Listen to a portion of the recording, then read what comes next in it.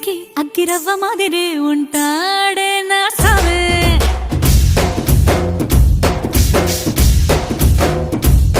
మెత్తాని పత్తి పువ్వుల మరే సంటాడే